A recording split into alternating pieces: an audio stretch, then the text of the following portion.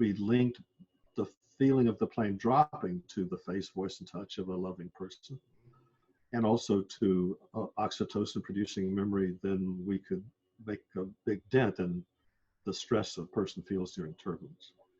Hello, everyone. We have today a very special guest, Captain Tom Bunn, pilot and licensed therapist, president of the Soar, a company which helps to conquer a fear of flying, and author of several bestsellers on managing anxiety. Tom, thanks a lot for joining us. Thank you for inviting me, Dimitri. Could you please share with our subscribers your background? Why have you decided to start the Soar program? Well, I was interested in psychology always. And then when I was after the Air Force flying with Pan Am, we had a pilot there, Captain Cummings, who started a course on fear of flying. And he asked me to work with him as a volunteer. This was back in 1975, he started the course. I started working with him in 1980. And it was a groundbreaking course, but it was the first, or one of the first courses of the type. So although it helped a lot of people, there were people it couldn't help. We had trouble with panic attacks. We tried to use breathing exercises, relaxation exercises. And then on the graduation flight at the end of the course, we had always had people who were doing their breathing exercises and they were still having panic attacks. So I suggested to Captain Cummings that we introduce some cognitive behavioral therapy techniques. He said, sure, we do it, but it never happened. So I set up my own program a couple of years later and added cognitive to it, expecting that was going to solve the problem, but I was surprised it didn't. Now looking back at it, it appears that when a person starts to panic, they pretty much are overwhelmed, and their ability to use cognitive techniques and cognitive therapy is not available to them. In any case, it seemed there were a few people it helped. I think the cognitive stuff helped, but for most people, as soon as they started to have a panic attack, they became overwhelmed and couldn't use the techniques. So I started looking for a way to help people deal with panic automatically, and that took some time to work out a solution for that. Okay, all right, I got it. Thank you. And so the next question is obviously about the chances of air travel accidents, and we all know statistics, and the statistics is very evident that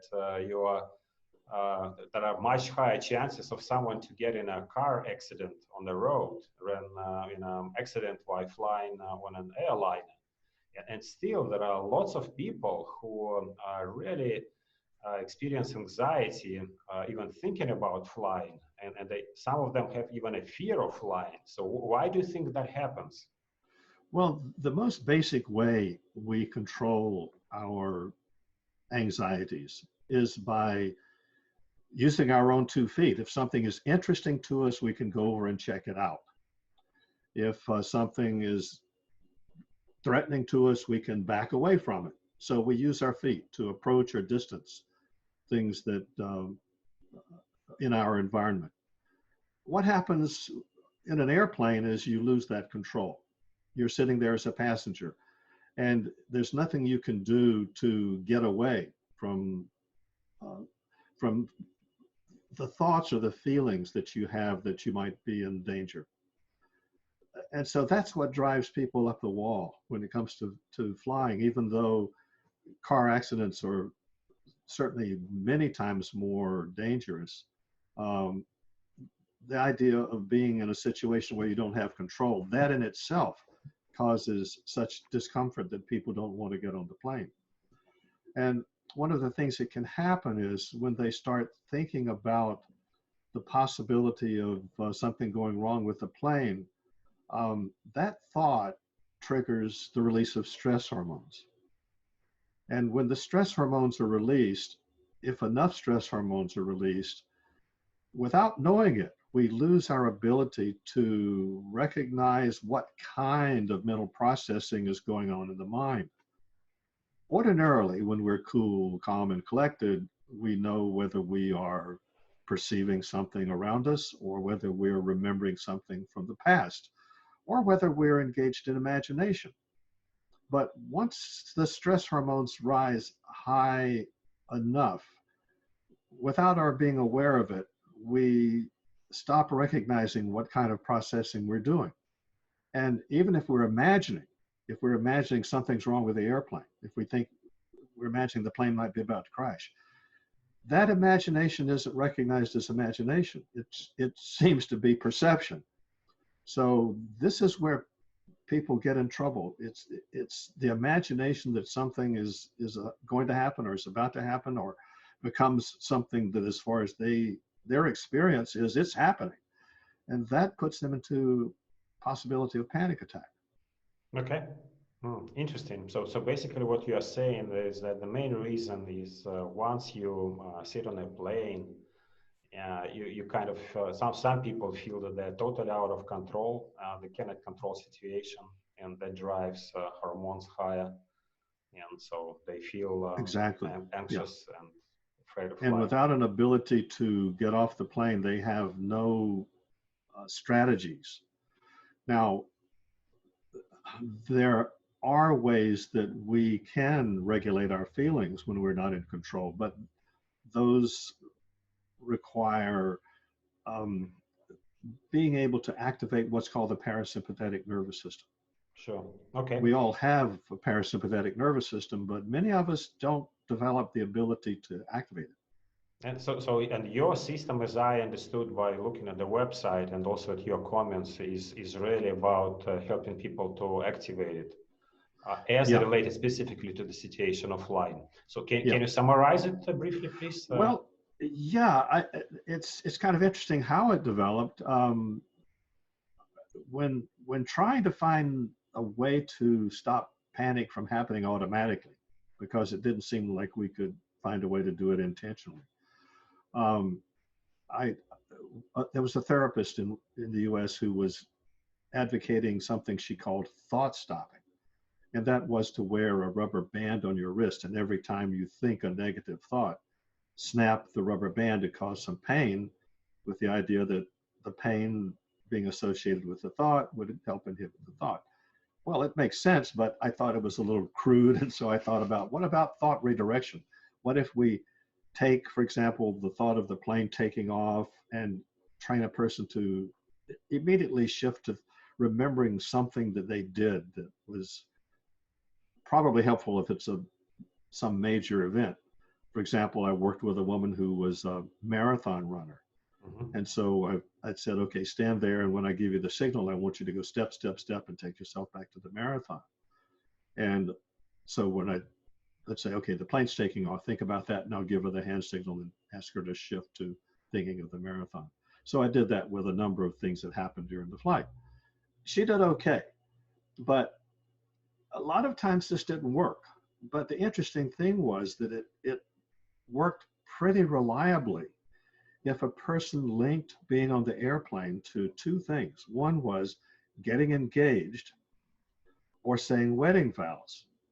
And I didn't know why that mattered, but years later, a researcher named Stephen Porges discovered that when we're with another person and that person is accepting us completely, they send signals that we're safe with them. We're safe with them physically and we're safe with them emotionally. They're not critical of us if they're completely accepting us. And so Porges found that signals come from the face, mostly around the eyes. Some signals come from the quality of the voice, not necessarily what the person says, but the voice quality itself. And then body language or touch. So face, voice, and touch, those three things are signaled from a person who is safe to another person, and that activates the parasympathetic nervous system, our calming system. Now, the parasympathetic nervous system, when it's fully activated, can override stress hormones. As you know from breathing exercises, when Yep. you exhale slowly, you activate the parasympathetic nervous system, and it then stimulates the vagus nerve. The vagus nerve, the longest nerve in the body, goes to the heart, slows the heart rate, goes to the lungs, slows the breathing rate, goes to the gut, relaxes the gut. So as we do with breathing exercises, when exhaling, we activate the parasympathetic and stimulate the vagus nerve. We can also do that when we bring to mind the face and voice and touch of a calming person.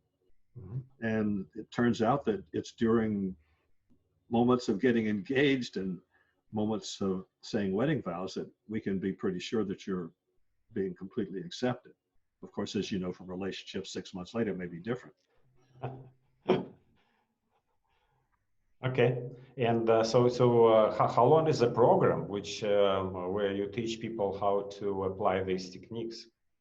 Well, the program that we do with Fear of Flying, we have one that has about 2 hours, about 3 hours of video, one that has more.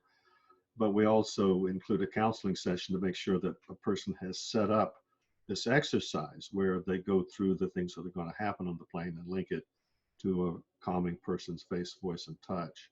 In addition, we do a linking to a moment when a person produces oxytocin, because when we produce oxytocin, we inhibit the release of stress hormones. So we have a double barrel approach to it. Inhibit the release of stress hormones with oxytocin, Okay. and override the effect of stress hormones with the face, voice, and touch of a person who's safe to be with. All right. So basically, what are you saying? I mean, what I'm hearing is that there are kind of easier cases. So people for whom maybe 2 hours is enough, but there are more difficult cases where some individual coaching is required. Is it kind of right Well, assumption? I include the coaching in all the courses because it's really easy for people to set up the exercise wrong. They may look for a moment when they were relaxed, such as lying on the beach. Uh-huh. Well, the reason for being relaxed on the beach is there's nothing going on to bother you. What we're trying to do is to help you relax when there is something going on that bothers you. Okay. And I think this goes also back to breathing exercises, that when we exhale, we activate the calming system, but then we inhale. And then at that point, the heart rate goes back to normal. Mhm. Um, so if you're in a calm environment, that's okay, because Okay. there's nothing happening to um, overstimulate the heart rate and make you, well, think of the difference in an airplane. If you're in an airplane and it's in turbulence, if you're Right. trying to do breathing exercises, they fall apart, because as soon as you finish exhaling and start to inhale, the stress hormones hit you again, and it's not a pretty picture.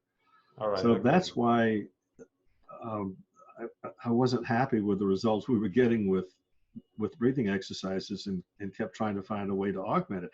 And I think this opens a door to something for anyone who's using breathing exercises. You could also do the breathing exercises while pretending that you're with a person who Mhm. is a friend, who's completely accepting. Okay. And again, just to make sure that I understand it properly. So what I hear is that when you're flying a plane, and your example with turbulence is actually a very vivid one, because obviously as an airline passenger, I also do not feel comfortable when plane starts shaking, and you, all of a sudden you drop 100 feet, and it's just not nice experience. And I think so. What I think I'm hearing you saying is that breathing exercises is just their own. I mean, it's the wrong time to do breathing on an airplane in a situation like this. Well, the people Where you have try to. it, but it's not going to be successful. It may be okay as long as everything is smooth, Okay. but the two times when flying that are really challenging are during takeoff and when there's turbulence. Okay. And although they look different, they are in a way the same. On takeoff, there's one thing after another that happens on takeoff. It's very dynamic. So each of those things that can happen, such as the engines revving up, being Mhm. pushed back in your seat, bumping down the runway, going to the air, the noise of the gear coming up, and then that procedure that we do, noise abatement, where it feels like the plane is dropping. There's half a dozen things there, one after another, to release stress hormones. So that's difficult. But then turbulence can be even more difficult, because when the plane drops and you feel like you're falling, that certainly sets off alarms. And the thing about alarm is, you see, we're supposed to have alarm cut through our ability to distract ourselves. So I think some of the benefit of a breathing exercise, of course, is exhaling and slowing the heart rate, but some of it is distraction. And in turbulence, you can't distract yourself, and you're only helping yourself during the exhale, not during the inhale. So that's why turbulence just is so difficult for people to find a solution to with breathing. And that's why we did find that if we linked the feeling of the plane dropping to the face, voice, and touch of a loving person, and also to oxytocin producing memory, then we could make a big dent in the stress a person feels during turbulence. Okay, now it totally makes sense. Thanks for this. And so my other question is about the book which you recently published, and it is called Panic Free. Yes. And I understand it kind of, it's more than about a fear of flying. So can you possibly share with us why you decided to write this book, and what are the key ideas of this book? Yeah, sure. Well, you see, I was focusing on fear of flying, and one of the main problems is people were concerned about having a panic attack while on the plane. Mm-hmm. And even though we set up the exercise that will stop it on the plane, they're still anxious for the first flight or two until they prove it's going to work. So I became interested in how many people were finding that they were completely panic-free on the airplane. It was somewhere in the 80% range. And those who still had some panic attacks had fewer and milder panic attacks. So it was working pretty well.